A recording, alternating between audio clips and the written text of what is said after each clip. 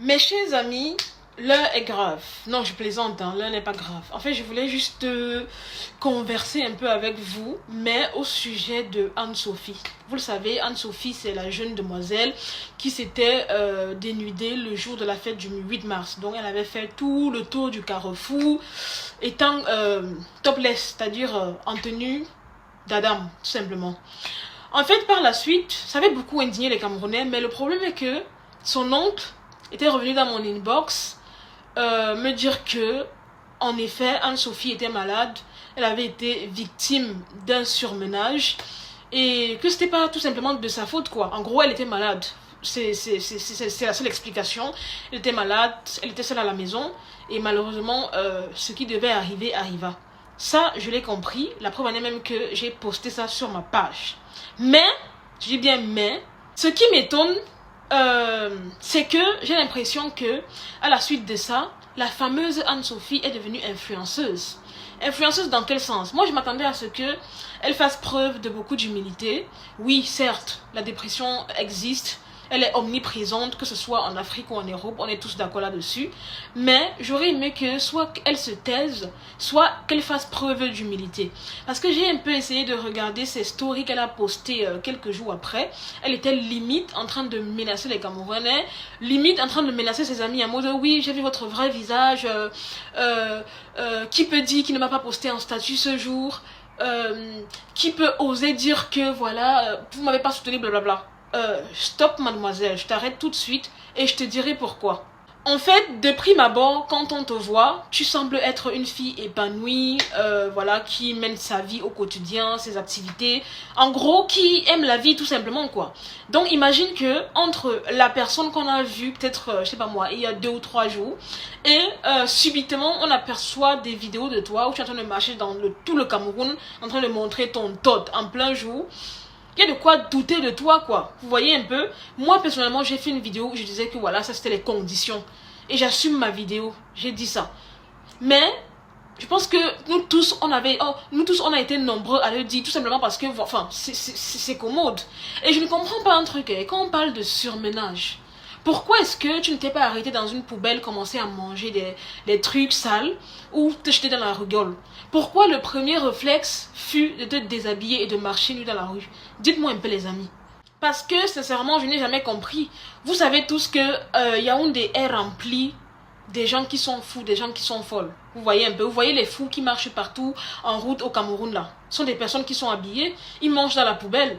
C'est comme ça que la plupart des personnes qui disjonctent en fait réfléchissent. J'ai jamais vu ces fous là en train de se déshabiller, marcher par-ci par-là. Alors que elle, ce fut son réflexe en fait. Je comprends pas comment le surmenage peut en arriver là. C'est quand même, je sais pas, c'est pas vous dire que je ne la crois pas, hein, mais c'est quand même un peu tiré par les cheveux. Et c'est dommage de voir à quel point elle est en train de vouloir utiliser ça pour se faire de la visibilité. J'ai vu, elle a fait une capture d'écran où elle montrait que Coco Emilia s'était abonnée à sa page. Enfin, j'aimerais bien comprendre c'est quoi l'objectif derrière toute cette manipulation. Encore une fois, je ne suis pas en train de déduire quoi que ce soit, hein, mais ça mène à beaucoup de réflexions de ma part. Et aussi, ce qui me fait prendre conscience, c'est que j'ai l'impression que nous sommes souvent traités en fonction de notre couleur, vous voyez. Parce que quand je vois le traitement que Cynthia Fiagan a reçu, et je vois le traitement que cette métisse a reçu, je suis pas en train de dire que ce que Cynthia Fiagan était bien. Mais la plupart des personnes ont carrément lynché cette fille de Cynthia Fiagan, vous voyez. Personne n'a vraiment soutenu cette fille, lui a donné des conseils et tout. Mais, parce qu'il s'agissait de l'autre, c'était normal. On n'avait même pas le droit, voilà, de penser qu'il s'agissait des conditions, tout simplement parce qu'elle était métisse, je le répète. Et même dans la vidéo qui a été balancée sur les réseaux sociaux, vous verrez que même les filles qui sont en train de filmer sont dans le déni en fait. Elles sont en train de dire oui, même les métisses, vous voyez. Donc en fait, je comprends pas réellement où est-ce que cette histoire va nous mener.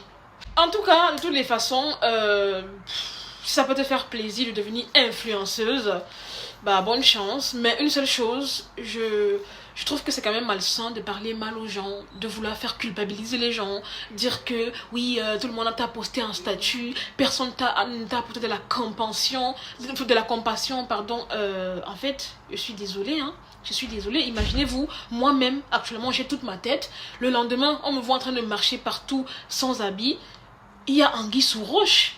Même mes proches, en fait, vont se dire, mais attends, la fille, si elle a trempé la main où? Elle a trempé la main où? Hein? Elle a trempé la main où? Que le surménage, en fait. Le surménage amène souvent les gens à s'endormir sur leur cahier. Ou bien, je sais pas moi, à oublier de manger. Mais pourquoi le surménage ferait en sorte que tu te déshabilles, que tu marches dans tout Yaoundé? Je ne comprends pas. Et aussi, le plus drôle de l'histoire, c'est que qui dit surménage... Bon, admettons même que tu as eu un surménage. Oui, tu as eu un surménage. Donc, en gros, si tu dis avoir eu un surménage et que c'est la raison pour laquelle tu as fait cet acte, ça veut dire que à cet instant-là, tu n'avais pas vraiment toute ta tête. Donc, d'où est venue l'idée de conduire le motoman jusqu'à chez toi?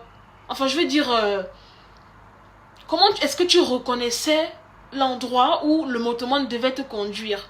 Si réellement tu étais dans un état second, un état où tu ne te rendais vraiment pas compte, expliquez-moi en fait. Expliquez-moi. Genre, expliquez-moi. Je comprends pas. De toutes les façons, que ce soit le surménage, tant mieux. Si tu vas bien maintenant, tant mieux. Mais une seule chose, ne sois pas arrogante, ne prends pas les gens de haut, ne fais pas culpabiliser les gens en disant qu'on t'a pas soutenu. Non, ça se passe pas comme ça en fait. En tout cas, une chose est sûre, c'est que si c'était une Camerounaise avec cette couleur comme moi là, qui avait fait ce genre de choses, et que par la suite elle revenait dire que c'est le surmenage qu'elle avait eu, personne n'allait croire. Je dis bien personne n'allait croire. Personne. Même Coco Emilia qui est en train de la soutenir maintenant là, n'allait jamais aller s'abonner à son compte. Parce que c'est comme ça que vous êtes en fait. Vous êtes complexe. Si vous avez ce complexe là d'infériorité et tout, oui parce que c'est elle. Encore une fois, je suis pas en train de dire qu'elle ne méritait pas le soutien, hein. Attention. Je dis juste que je suis en train d'observer une différence dans le traitement en fait. Une vraie différence dans le traitement. Vous voyez ce que Cynthia Fiagan fait tout le temps là, non? Qu'est-ce qui vous prouve que ce n'est pas la dépression? Qu'est-ce qui vous prouve que ce n'est pas un problème psychologique qu'elle a? Mais personne n'a jamais songé à ça en fait pour pouvoir l'aider psychologiquement juste parce que c'est Cynthia Fiagan. En tout cas les amis, ça c'était la réflexion que je voulais partager avec vous. Peut-être je suis dans le droit chemin en disant ça. Ou alors peut-être je me plante tout simplement. Mais c'est juste une réflexion qui me taraudait un peu l'esprit. Et voilà, je voulais en parler avec vous, qu'on discute comme des copines. Vous savez, je vous aime beaucoup. Hein. Donc voilà, n'hésitez pas à me mettre en commentaire vos avis. Dites-moi si vous également vous trouvez ça louche. Et personnellement, je n'ai pas aimé l'attitude de Sophie. Le fait qu'elle vienne engueuler les gens, qu'elle nous prenne de haut. Ok. Enfin... Anyway, de toutes les façons, ce qui se passe, c'est que nous les Camerounais, on aime les faits divers. Et quand tu enlèves tes habits, tu te mets à marcher dans la rue là. Il faut faire ça en connaissance de cause. Et savoir que par la suite, derrière, tu vas assumer les conséquences en fait du fait que ton image va se retrouver partout sur les réseaux sociaux. Il faut assumer seulement. Dépression ou pas dépression, assume.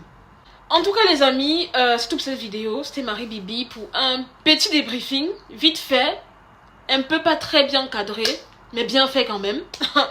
N'hésitez pas à mettre en commentaire vos avis. Dites-moi ce que vous en pensez par rapport à ma réflexion, par rapport à quoi d'autre, au comportement de la fameuse Anne-Sophie. Hein. Et likez la vidéo, partagez-la, commentez. Je vais vous lire, parce que oui, je lis tous vos commentaires. Pardon. Sur ce, je vous aime. Je fais de gros bisous. À très bientôt. Pour une nouvelle vidéo, moi je vais manger ma date. Je sais pas si vous connaissez les dates. En tout cas, ceux qui habitent au nord du Cameroun, vous connaissez c'est quoi les dates. Même ceux qui habitent à Yaoundé, de toutes les façons. En tout cas, c'est très bon. C'est sucré naturellement. Moi, deux fois, quand j'ai faim et que j'ai pas vraiment envie de manger un truc lourd et que je veux juste grignoter un petit truc, bah je prends les dates quoi. C'est très très bon, franchement. Enfin, je préfère manger ça plutôt que de manger un truc sucré. Vous voyez, ça c'est un peu plus naturel. Anyway, bye bye.